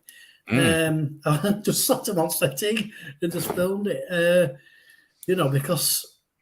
I don't know. I think many people said it. You always think there's just yourself collecting these games and retro stuff, and then you realise, after a while. I mean, when I came across, the community, then you realise there's a lot more people than you think actually doing it, and it's expanded, astronomically, as retro gaming collecting. So it's great now that there's so many people to actually talk about it too, and share your experiences with. But yeah, I mean, that is basically why I did it, to share my collection and show it off. So I did have some good stuff. I've moved a lot on now. Never changed. But yeah, definitely about showing off my stuff. Al said you watched me and it never put you off doing YouTube. Thanks, Al. Yeah, you're probably right. I mean, from my point of view, the reason I started doing it was I started my channel back in 2011 for a month, and I did Commodore 64 gameplay for a brief period. Yeah. Because I just bought a load of Commodore 64 stuff, and I wanted to put it out there, and like you've all said so far, share it with other people. And I didn't do anything for 7 years after that. And then it was Mrs. Bear who said to me, "So watch me watching car boot videos all the time, and people showing off stuff that they bought. So, you could do that with your stuff." And I was like, and that's what I started doing, and I'm still doing it with other bits and pieces as well. But I enjoy doing it. It's like. It's great fun. I mean, sometimes it's the last thing you want to do. You want to sit but you feel like sometimes you have to make a video. But sometimes it's the last thing you want to do. But to share it with people, because I'm lucky. Claire's very into games. She does take an interest in the hobby, and she knows a lot. She's watched Joe's stuff, and I know she watched Rachel's stuff, and obviously Shawn and Rob as well. She watched a lot of the people in the chat. Watches more than I do. She's got that through me watching them, and associate. She's met, obviously Shawn. She's met you and Dave and Al and Dana and people like that as well. So she's very into it as well. And it's just it's an enjoyment to share. Was that the same reason you started as well, Rob? Just to share your hobby with everybody else, or was there a different reason? No, mine's quite the journey. Well, I say quite the journey. It's quite random, to be honest with you. It's sort of one accident after another, really. Well, no, I mean, we'll go back to achievements here because obviously, I love my achievements and things like that. And I just thought one day I'll set up a channel and I'll do achievements. And I tested the water with YouTube, like kind of tried to get into uploading things and like that. So that's why there's stuff that predates when I created the channel and the channel name was born, which was January 1st, 2019. Uploaded talking about having a 250,000 gamer score. And then the idea was to do updates on that, make achievement guides along the way and things like that. But it then just kind of turned into what I liked watching, which was obviously pickups videos and just gaming in general. A mate told me about a London gaming market, the very first one I ever went to. So I went to it and I thought, I want to do a pickups video and talk about these and say what I bought. And then just carried on doing that. But like I said, I've just developed into non-video gaming things because if I like the thought of doing it or I like to do it, then I'm just going to do it, basically. I have this sort of, I don't know, need or want to try and entertain people and make them laugh. So that's why I do things with blind bags and trading cards and buying crap from charity shop and then talking about it because I like to entertain people. I mean, I'm not about volume of views, but if I get any views out of something and I get likes out of it and people genuinely enjoy it, then I'll carry on doing it. I'll do it for 70 people or 700 people, I don't mind. And that's where I am. But I do what I like watching as well. I mean, without going too deep into it. I mean, it's one, and I've got an overactive mind. I've got mental health issues, and things like that. So I don't sleep very well. And one of the things that I used to do a lot of was watch YouTube to help me sleep. Now that might sound like an insulting thing, but if your content sends me to sleep, right, it means I've actually enjoyed it because I'd use it to distract my mind.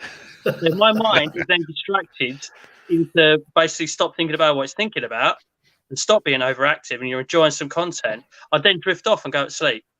Do you know what I mean? I'd be naturally able to let sleep take over. And a part of me thinks that there's some other guy that's just as messed up in the head as me, and stuff those problems, sits down and watches and does the same, and it helps them in the same way. I don't know. Just the one person would make it all worth it. And that's just another reason why I do it. So, my entertainment, other people's entertainment, if everybody can win, then fantastic. Yeah, I mean, no, but for people who haven't seen your charity shop, I mentioned this to you a couple of weeks back. Your charity shop tap videos are some of the funniest things that I watch on YouTube, purely because of your description of what it is and your opinion of what it is and possibly where it's come from and whatever use it's for. I just think that they are so funny.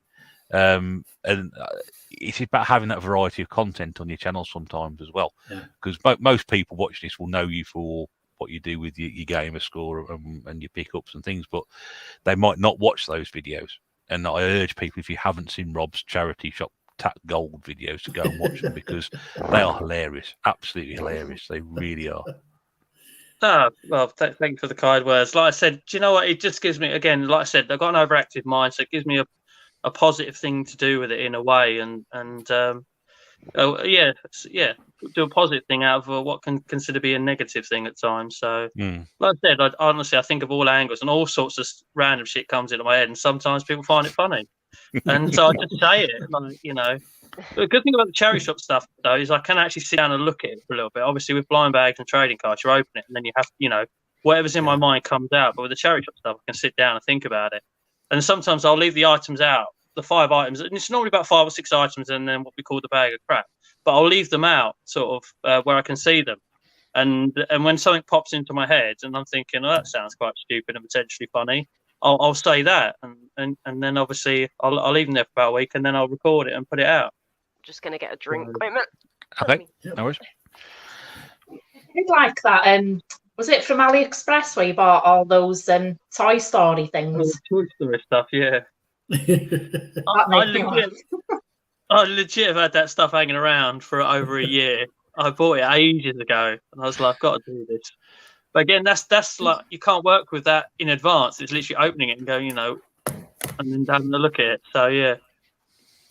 I think it did quite well out of AliExpress there, some of the crap I've had off there. You do better out of AliExpress, I think, than you do with Wish. So I think they're going to be my way forward. They're cheaper as well. Yeah. Oh, I got Done that, Sean, Rob? got that. Ah, Sean's got a Sonic the Hedgehog cushion. ah, I like that. That's brilliant. Is that the one that featured in the Sonic episode? Yeah. Oh, brilliant. I can't believe you still got that. And it's there. Yeah. Oh, it's there. Ross says he had a few beers one night and woke up the next day a YouTuber, which I think is quite a lot of people might have caught with that as well. Where else have we got some other comments? Retro Claire heard my name mentioned. That's my other half. Anybody doesn't know her. Watching the telly downstairs. David says he needs the company. YouTube is his only company at work when he should be working. Always watching these videos when he should be operating cranes or He's something. got a great job, hasn't he? Yeah, yes. Keith only uploads when he feels like it, and it pisses everybody off, but he loves it. Ross wishes he could watch YouTube at work. It would break up the monotony. Generation Pixel says my videos definitely help people sleep. Ask my missus. Keith also says seriously, he's working most days, so an upload schedule for me is obsolete. Oh, see me. Yeah.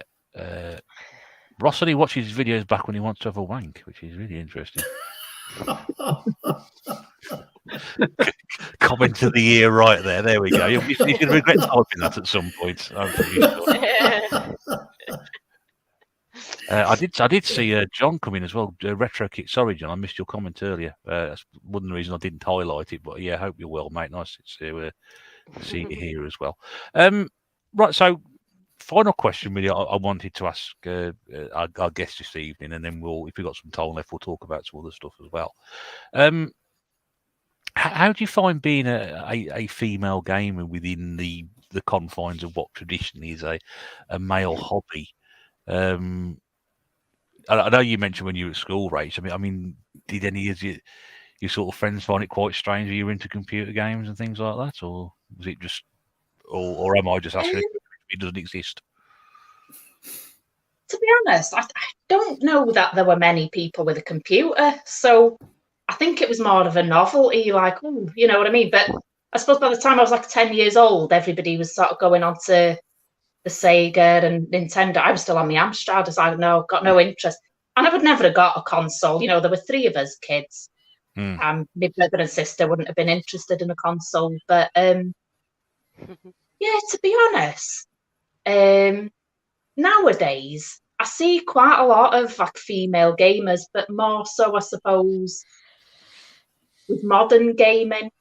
I do remember I used to buy a lot of games for my PlayStation 1 and PlayStation 2. And there used to be a little game shop near where I worked. Going back, I don't know, maybe 20 years now. And I used to go in there a lot. And one day he said, oh, you come in here a lot buying games. Are they for you? And I was like, yeah. I was like, yeah. And he was like, oh, that's unusual, girl buying games. And I was like, I'd never thought of it, but I suppose it probably was. Like I said, there were a lot of, like, I know girls, maybe when I was sort of between 10 and 12, used to play the Nintendo and the early Sega games, but kind of grew out of it. And I suppose that's what it is. I never grew out of it, did I? But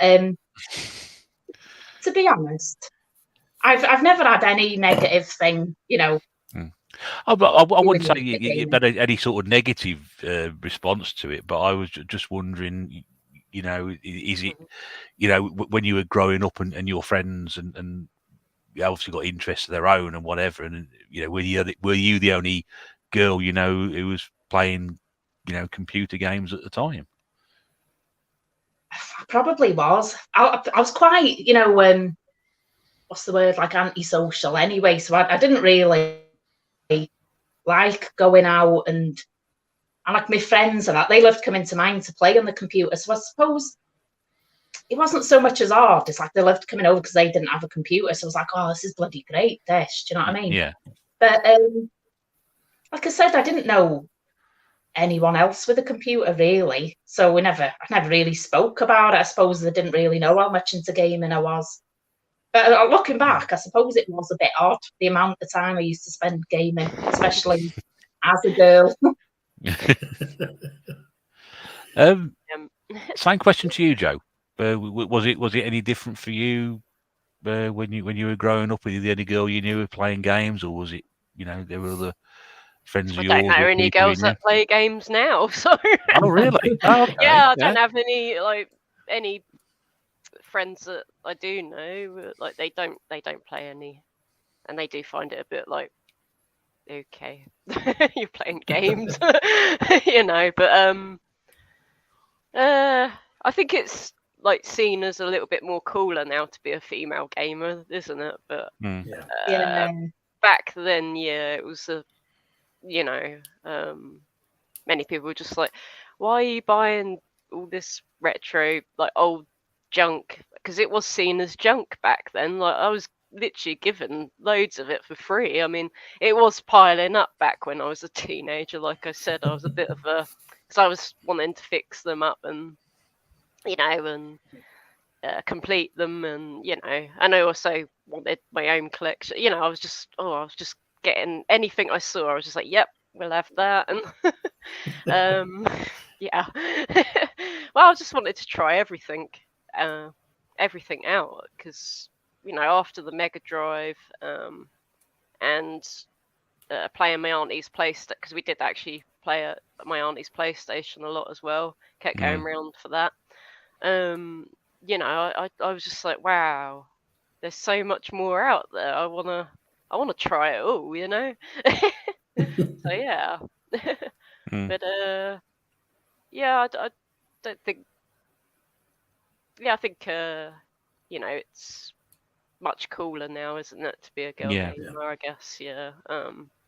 Oh well, it's very much not even thought about as No, it's sort of strange, isn't it? Now I think I heard things like people do get female gamers online get some hassle, but I don't do online gaming myself. I've not done. I have done online gaming on the Dreamcast. I played Phantasy Star online. But that's the only time I ever played online. All right. Yeah, I've not played online since. But yeah, I've heard. Yeah, girls do get a bit. They get a lot of harassment, I guess, online, playing multiplayer and all that. But it does happen. Yeah. Yeah, I've not been on there, so. But then again, you could turn your mic off, can't you? Really, you don't have to hear it. So. That's right. Yeah. That's right. It's an interesting aspect. I mean, chaps, Shawn, you first. When you were growing up, did you know many girls who played games at all, or was it very much unheard of? Yeah, unheard of. When I had my first computers, the 8-bits, even up to 16 bits, probably even up to PS1 era, never really heard of girls playing video games. It was very much, at least perceived as very much a male hobby. But I've just took some notes down now. But Notes. From looking back then, I probably should have done that. We've got to stop doing this. We've got to stop making notes. It's going to look like we're actually, we're taking this seriously. I probably should have done that. I mean, oh my God. I'm like so nervous about going on there. I'm like, oh. That's me, Joe, as well. That's what I have to write down. I've never done anything like this. I'm like, oh God, I'm going to probably babble on about nothing, Probably already have, to be honest. You're doing fine, mate. Don't worry. You are. You're doing absolutely fine. But Gosh, when I look back at those days, like I said, never really heard of any females playing games. But you look now, you go to events, whether it be video game markets or expos. There's loads of females attending these events. Online gaming, there's absolutely loads now. Twitch streaming. Oh yeah, Twitch. Yeah, yep. Loads on there. Wow. Yeah. So it's changed. It's changed. I still think there's like a male perception of it still, and I think it's going to be quite a while before it's actually perceived as even, or well, whether it will ever be perceived as more female orientated, I don't know. But you know, but yeah, it is getting there, and all the better for it, you know, because to be fair, some of these lads are really good gamers. Jo, my stepdaughter, who plays COD with me, she's really good. She's a good player. She's better than me. Better than you, yeah. You got to get that one in before you. That frustrates me. I'm the gamer here. I grew up with the games. It should be me that's better. It's all good fun. Yeah. Martin says Comic Con is a shame. Loads of female cosplayers dressed as game characters. I do that. Does Martin go and wear his wig? Yeah. Martin tends to go to these events a lot as a female gamer, from what we understand, anyway. I'm hoping to go to another cosplay thing soon, so I'll film it. Yep. And everything. I'll come to that in a second, Joe, because that's another interesting. No, that's another interesting. I'm glad you mentioned that, because I just wanted to get a touch on that as well, very, very briefly. Cool. Awesome. Well, we still got a little bit of time left. Trevor said his mum was addicted to a Squares game on the Atari 600 XL. Wow. Ross's mum hates games, but I gave her a Dreamcast with Res and the Trance Vibrator. Oh, nice. The Trance Vibrator, yeah. Res is a hell of a game. I'll join that one and leave it there. The only female I ever saw playing video games with my mum, she masters Tetris on the Game Boy. Martin says Comic Con is 2 weeks today. Maybe I'll take the wig. So he can't resist it. He's already prepared it. We're just helping it with that. My mum used to. She played on the Atari 2600. The only interest she had in games, she used to play Circus Atari on it, only because she loved the fact that he played it. It's basically two clowns on a seesaw and a load of balloons on the top of the screen, and they bounce up, and the idea was to clear the screen of the balloons. And the only reason she liked it so much, she used to use the paddle controller, was if you missed the clown, it would just sort of hit the ground on the floor and their legs would wave in the air like that, as if they were dead. And she used to find it absolutely hilarious, but it's the only interest she's ever had in games. Stu's mum says General Picture says my mum loves Hungry Horace as well. Rob, to you the same question. Do you any female gamers when you were growing up, or you knew people, like girls are into games or anything like that? Not so much, really. I remember, like, my sister did get like a Mega Drive, second-hand one once upon a time, as a gift, because my parents sort of didn't have much of an idea of what to get her one year, and she enjoyed it for a bit, and then it kind of sat there. But not so many. But I think the problem is that might have where this sort of mantra developed from was that I think if you go back far enough, obviously video games and video consoles were seen as a toy rather than anything else. More than anything, they were perceived as a toy very early on into their mass production, and then they were perceived as a boy's toy. So they were largely dished out and given to young lads and things like that. But as you've gone older, as we've got older, and as time's gone by, it's now seen as more of a thing rather than a toy, isn't it? It's not a toy anymore. Yeah. It is a gaming console. It's a machine. And with that, the mantra has been lost to a degree, but I still think it all just rewinds back to all that time ago when they were considered a boy's toy. And that's why it's largely a male-dominated thing. But that's just one perception I have of it, and one theory I have of it. But I mean, Shawn hit the nail on the head now. Like, when I go to the London gaming market, it's not 80% 20 split crowd. If anything, all right, you can argue there's probably is more men there, but it's more 60-40 and things like that. It's not a huge divide anymore. By no streams of imagination is it near that. I mean, I watch a lot of fighting game tournaments, and there are professional females in it. And trust me, they wipe the floor, with some of them into it as well. It's not a thing for one gender. It never really has been. It just had that early perception. That's right. For some reason. Right. And I think it all just stems back to video games were a toy you bought for a boy at Christmas and things like that. Back in whatever decade. To be honest, sorry. No, go on. I don't think, to be honest, I would have had a computer, only it was kind of bought mainly, I suppose, for my older brother. So when we had the VIC-20, I'd have only been 1 year old, so it wouldn't have been bought for me. The Amstrad, I was 4 years old. So in reality, if I didn't have an older brother, I probably wouldn't have had a computer. Yeah. Interesting stuff. I had a bit of a theory there that actually had some weight behind it in terms of it. There you go.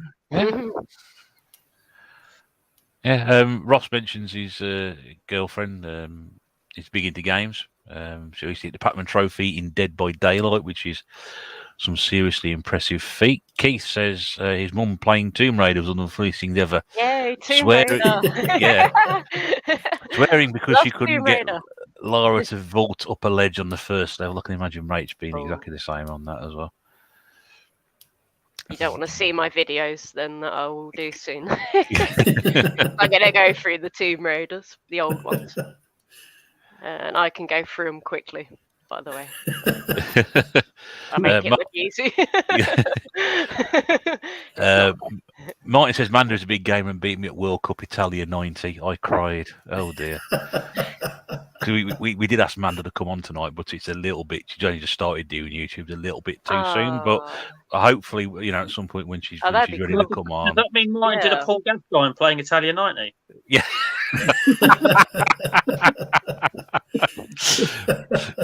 It's a good. That's a good point. That's I hadn't thought about that. Generation Pixel. Generation Pix said all my past and present significant others were gamers, which sounds good, but in reality it means you're getting to play less game time because they want to play. I told a couple of people I was playing Rare Replay the other night. Rachel and I was playing Jetpack, and my other half came in and saw me basically flailing around with it and doing really badly. She goes, "Oh, give me a go. I used to play that when I was younger." And she got the joypad and she went. 15 minutes later, I got it back. Goes to show, doesn't it? Really, I'm absolutely terrible at games, but having somebody who enjoys games as a significant other and is great to do as well. So, but yeah, that was interesting because I wasn't quite sure whether Rach and Joe had people they knew when growing up who were friends who were playing games or not. So it was interesting to find that aspect out. Just my brother, just my brother that liked the games, and no other females. Can I just say that there's probably there is a lot more female gamers than we actually realise, and I'll just say 2 words. I think Candy there's a Crush. lot. Yeah. Candy Crush. Yeah. I mean, mobile gaming, I think that's brought a lot of female gamers into it as well, because that's gaming, isn't it? Oh yeah. You're right. Yeah. So we're getting close to 20 minutes over the 2 hours we get to. So I just want to ask one more question each of the ladies, and obviously, chaps, if you want to, we'll ask your opinion as well afterwards. Obviously, the Amstrad's your big passion, Rach. Is there any other sort of game that's or system or series that's a really big interest to you, or is it just the Amstrad which is your number one? I really love PlayStation 1 and 2. I had loads of games for them. I had to sell them, just lack of room, really, but I did great. And I ended up bloody buying some of them back. Do you know what I mean? It's because you missed them. I did. I thought, I don't play them. I don't have the room. I had my PlayStations in a little plastic box. But then, like a couple of months later, I thought, oh, Jesus Christ, do you know what I mean? So I ended up, fairly recently, buying them all back. And it's stupid building up a collection again. But, like I said, Final Fantasy is one that I've played lately. Doom. I love Doom. Oh, yeah. I can play that all day on the PlayStation. Awesome. To be honest, that PlayStation 2 was kind of when the console stopped. I bought a Wii and hardly used it, apart from the sports games, if I'm honest. But, I love Doom. that's probably my favourite PlayStation series. That. Yeah.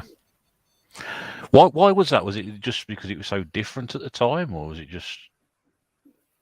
I think it probably was. My brother's friend lent us his what the bloody hell do you call it? Atari Jaguar at the time, and that had Doom on it. And it was one thing, like me and my brother would both be playing it, so it's like I really loved that game. So when I got a PlayStation and I saw that, I was like, oh my god, it's Doom. I bought it, and it's one of them. Oh, Final Fantasy's okay, but you don't want to sit through 15 hours of shite talk. Do you know what I mean? You just go in, ask the boss of everything. Do you know what I mean? And that's it. And it's just a good bit of mindless violence, if I'm honest. yeah. It's a bit quite fun. Had a bad day at work, just get your rocket launcher. That's it. I've not actually ever played a Final Fantasy game. There's quite a lot of people tonight. Like it because, I'm not really into RPGs, Yeah. No, it's. I don't think any of us have played it, apart from Rach, I think, in any great detail here tonight. Obviously, a few people in the chat will wonder about that. Do you know what? I like the game, but bloody hell, it's a slog. It really is. And in the end, I get in the temple and I think, I'm not listening to this shite dialogue again. I can't do it. Just go back to the comments on some of the other from earlier. Ross and his sister hated games other than 2 over the years, Guitar Hero and Toe Jam and Earl. That's an interesting one. I like Toe Jam and Earl. Yeah. Ian says plethora of great female gamers on Twitch, which I think we mentioned. Stu mentioned Candy Crush gaming. That's like saying COD is gaming. Interesting. Yeah, Ross says I have more respect for the Twitch streamers who show their feet for free. Okay, that's another subject for another time, Ross. Who wants to see feet? Yeah, I'm with you on that one. I can't even look at my own feet, let alone anybody else's. Only games my wife will play, says David. Retro games play badly is Guitar Hero and Boom Blocks. Yes, Stu says steady with the Final Fantasy bashing. Oh, I think it looks amazing, and the art style is gorgeous, and perhaps it's something I need to try, maybe. But there's a lot of them. Yes, there are. I can't just get into one. There's a lot of them around. Retro Claire says, "Are the ladies going to come on the Desert Island Games when that begins again?" I will talk to you about that when we go off air. But yes, that'd be great. We both agree to do that. I'm sure the chaps below will vouch for that one because they've done that one. It'd be great. Yeah. Very quickly before I come to you, Joe, for your question, Trevor's asked a question here. So, what do the girls think of games for girls like Barbie, the series of Barbie Adventures, and all those? Joe, have you got an opinion on that at all? I don't have any of that. No. Right? I'll be honest again, I don't really have an opinion on them. But saying that, I think things like SingStar were aimed at girls. I bloody loved that. 4 o'clock in the morning, I was there singing. I bet your neighbours love you. I loved it. Absolutely loved it. But as far as Barbie games and pony games, no. I can't comment really. Honestly, I think for the amount of Barbie games and pony games me and Big Game Man have got, I think they're aiming at the wrong market, to be honest with you. What we're looking for to start with. There's not enough horror in the Barbie games. That's my... I do quite like the look of that pom-pom party game, though, having said that. Get it. It's worth it, honestly. It's worth the humiliation of doing it. Oh, I have no shame. It's great. I love doing it. I love stuff like that. Absolutely brilliant. Martin says Al loves the Barbie games. Yep. He does. Yep. Ian says yes, me and him a pony game. Yes, we got a pony game. Martin at the Hobby Lodge says my wife is excellent at mind games. I think the guys have got more girly games than the girls do. We have. Well, Rob mentioned Hannah Montana earlier. Yeah, you know. Yeah. Yeah. You know, that's it. Ian mentioned this point here, Joe. We need to chat Resident Evil because I know he'd like to get you on his Yeah. podcast. Oh God, you'd be on there forever. 'Cause but moving swiftly and segueing into that quite nicely from Rach via that comment to you, Joe. Obviously, Resident Evil is your big passion, isn't it? So. oh yeah, I've done a lot of art and from Resident Evil, all my Resident Evil themed jewelry, or I've done replicas as well from Resident Evil. Drawings, everything. I've even designed. Well, I've thought of my own survival horror game because I love Resident Evil so much. I have no idea how to create it, but yeah, I've got like drawings and story ideas and stuff like that for actual true survival horror. You mentioned that in one of the we were talking, weren't we? You put it in the chat the one night on one of our podcasts, and we were all fascinated to because I'm hear more about obsessed with horror. I like very old school horror movies, and I've there's other survival horrors other than Resident Evil, and I just love them all, to be quite honest. And I think Resident Evil hasn't been really a survival horror for a while, I feel. But I mean, I played Village and I was kind of a little bit. I didn't really say it in my review, but I was a little bit disappointed about it. I found it way too easy. Yeah, you did say easy. that. Yeah, I did knife. I pretty much did knife only. I did knife only. Yeah, because it wasn't scary. It wasn't scary enough for me. There was far too much ammunition, and survival horror. It's survival horror games. You don't have that much resources, and I just felt like they gave you way too much. I'm not used to that, and I was proper reserving my ammo, and I was like, that's too much ammo. That's too much weapons, but yeah, I just there wasn't much horror. It was kind of quite and I did apparently they did tame down the horror. 7 was too scary apparently. Why are people playing it horror games? I don't know. Yeah, I hope the next Resident Evil. I hope they make it way more scarier, because Village wasn't the gore and the horror. It was so tame, so tame. I hope they ramp it up big time on the next one. Would you bring say back the survival horror? Would you say your design then, Joe, is ramped up the order? It's. I mean, if you see some of my drawings, they're kind of a little bit frightening. Yeah, they're a little. Yeah, I was down the pub and I talked about it, and they're like, "Joe, you need to sell it," and I'm like, "Who's gonna buy it?" Oh, you'd be surprised. There's going to be somebody out there who's looking for the next survival horror. I got too many ideas. It's like you can never have too many ideas. I got so many projects. I'm never going to get them done. It's crazy. You don't know. Make some inquiries. That's the best way to do it, I think. Really. I still got to do because I got a lot of. I've done some canvases. I've sketched out what I want to paint on the canvas, and I still ain't done it for my brother. It's for his game room. I want to paint him the Sonic the Hedgehog painting. Yeah. And I still haven't got round to it. He's going to be waiting for that for years. When's Sonic's 50th anniversary? He's just gone 30 now, hasn't he? The 20 years. You'll get it done in 20 years' time, won't you? I need to get on and do it, I think. I've got to make time. That's it. Yeah. That's it. You also mentioned cosplay as well. So I know you've done Resident Evil cosplay, haven't you? Yeah, but I haven't actually gone to a cosplay show as Jill just yet. It's an ongoing project which is now done, so it's completed now. So hopefully I can go to the Brighton one that'd be good. I've not cosplayed Resident Evil.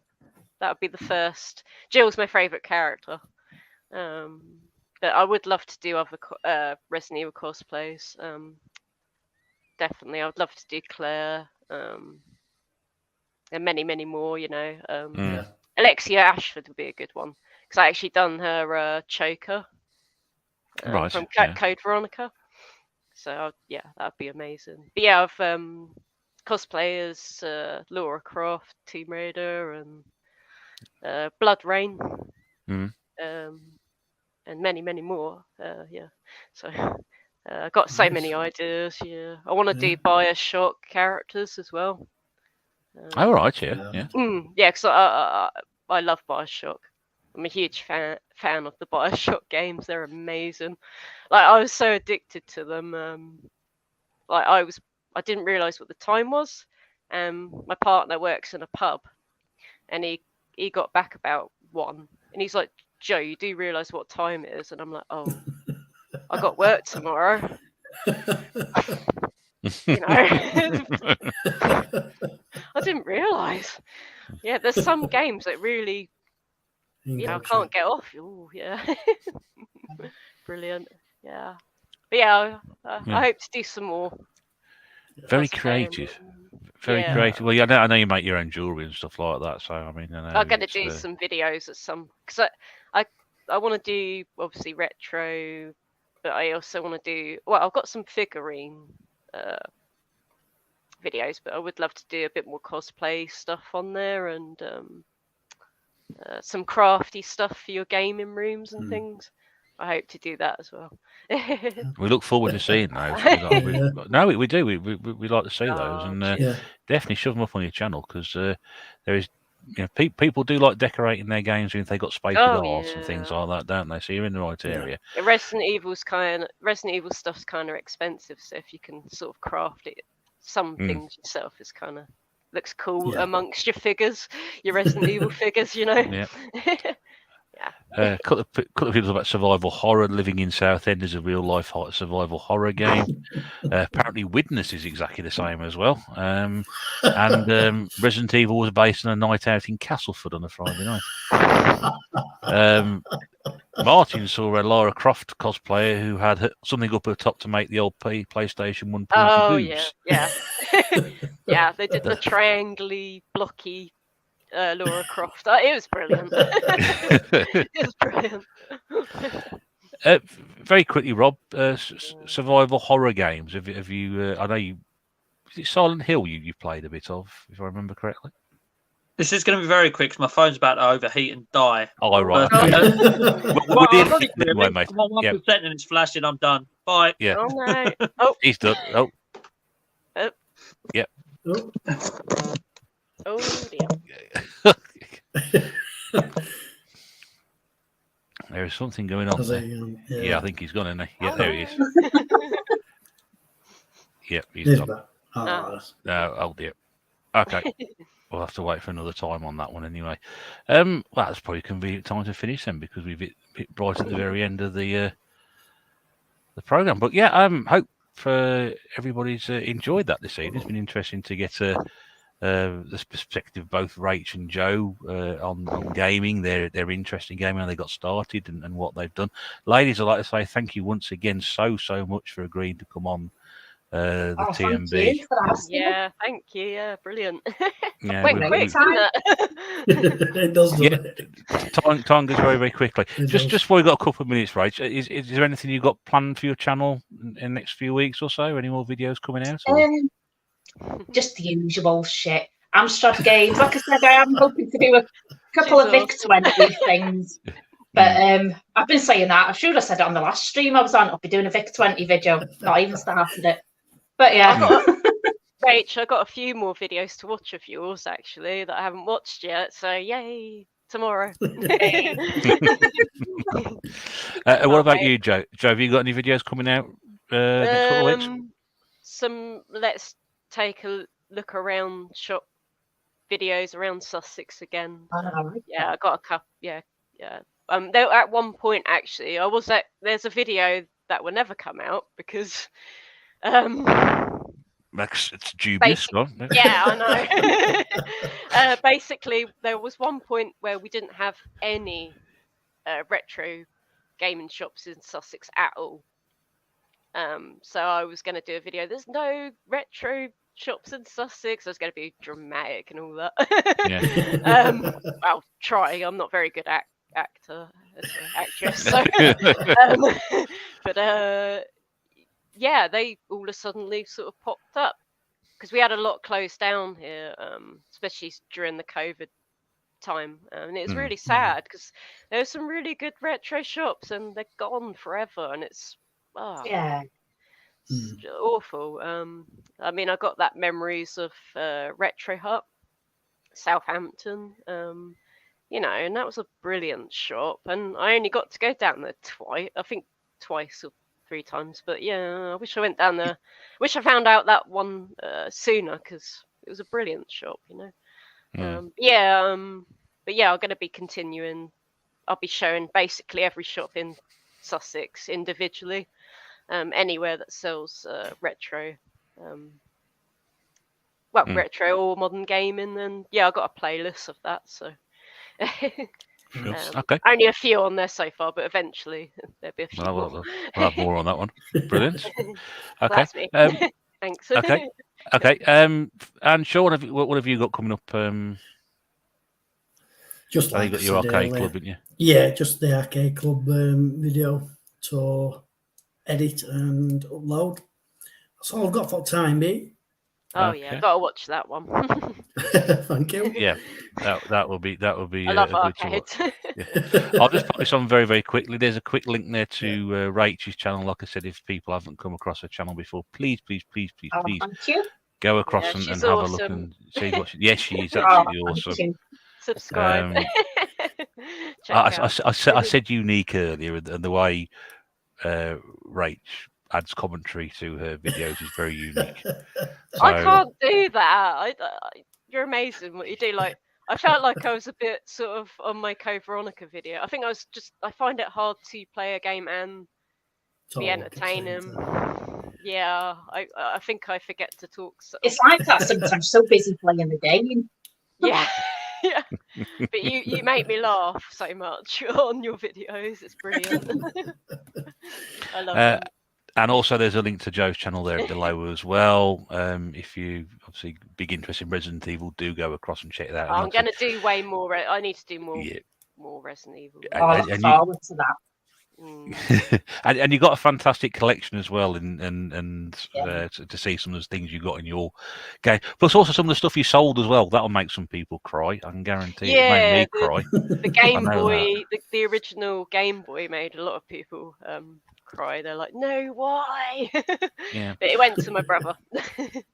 But then we, as we said, it's you know, as you said earlier, if you don't have a need for it, move it on. That's what you do, isn't it? So yeah, I will never get rid of the things that mean a lot to me. The stuff that I had as like a kid, teenager, they will always be in my collection. There's certain games that you're just like never, you know, they'll go with me to the grave. Definitely.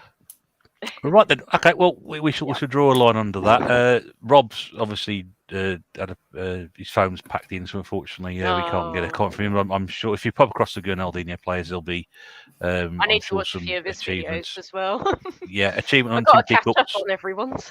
That's it. Well, it's the ongoing fight. Everyone's putting content out and videos out and whatever. I'm always at work. That's the problem. I was at work today, so yeah. Absolutely macarooned, I should say. I like that. My brother laughed at that. He's like, right. Well, once again, thank you to the panel tonight, and thank you everybody in chat. I'm going to drop you all backstage. Don't disappear yet, because I like to have a quick wheel you before you go. So don't just go off. So I'll drop you down, and then But I always ask you to give everybody a little wave before we drop you off, and we'll see you again soon. All right. Bye, the panel. everyone. Thank you. Bye.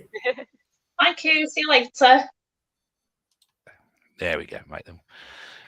Put them backstage for a moment. That's been brilliant. Oh, well, wasn't that superb tonight? Absolutely fantastic. And that has been. We've been trying to put that together for a few weeks now, and I'm so pleased it's come off tonight. And I hope you've enjoyed that as much as I have. to get the to get the girls' opinions on things as well, because gaming can be very much a typically male orientated thing, and to have great guests like that on who are completely passionate about gaming, so interested in it, invested into it. I'm sure you'll agree that was brilliant to watch, and I hope that both Rach and Joe will agree to come back on again on a tNb in the future. Hopefully, even to do Desert Island games as well. Who knows? That'd be brilliant if we can do that. Now, quick update for you. We're back in 3 weeks, not 2 weeks, 3 weeks, because there's something else scheduled for the next date, and I really can't be bothered to have a conversation about it. No, I'm only joking. Just to give us a little bit of a break as well, we're back on the bank holiday Sunday, which is the 5th of June, I believe. Is it 5th of June? 5th of June. So 3 weeks' time, we're back. We've got a guest lined up for that one as well. We're going to be talking quite an interesting subject for that one, because I had to reread the email I had about it, and now I've read it again. I'm thinking, actually, that would be quite a good one to talk about, because it's going to affect, basically, people who collect stuff. It's an interesting question. We'll have to put it to the panel. We'll have somebody, a guest on, and a couple of our usual bodies as well as part of that. So that's 3 weeks. That's the 5th of June, which gives me an extra week to put my feet up as well, which will be nice. And then after that, which will be also the 19th of June onwards, where we are looking for guests. So if you do fancy coming on the old tNb on a Sunday night in about 5 weeks' time, do let me know. Thanks to everybody who's been in the chat. It's been lovely to see so many familiar names and some new names as well. Thanks to everybody who's contributed, asked questions, posted things about feet and all sorts of strange things in there tonight. I'm not burning that T-shirt, Dave. I can see your comment there. I'm not burning this T-shirt. His Dizzy T-shirt. And that's it. So in the meantime, thank you very much indeed for your company once again. Hope you enjoyed it. We'll see you again very soon. But until then, I never get this right, do I? This is the Retro Bear saying thanks for watching.